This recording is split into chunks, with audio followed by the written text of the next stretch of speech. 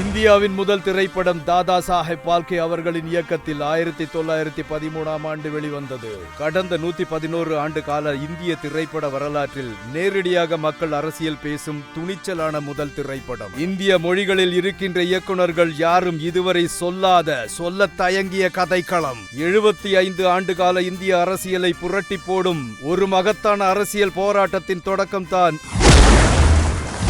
அரம்சை திரைப்படம். கமர்ஷியல், உலக cinema, pan India என்று சொல்லப்படும் வியாபார உத்திகளையும் தாண்டி இந்த மண்ணுக்கு தேவையான வாழ்வியல் கல்வியை அமைதியாகவும் ஆழமாகவும் சொல்லும் அரம்சை. இந்த மண்ணின் மக்களுக்கான தேவையை சமரசம் இல்லாமல் நெஞ்சை நிமிர்த்தி சொல்லும் அரம்சை. அடுத்த தலைமுறைக்கான அரசியலை, அதன் அவசியத்தை சத்தம் போட்டு சொல்லும் அரம்சை. அரசியல் மாற்றம் ஒன்றே அனைத்திற்குமான தீர்வு என்பதை உறக்க சொல்லும் அரம்சை.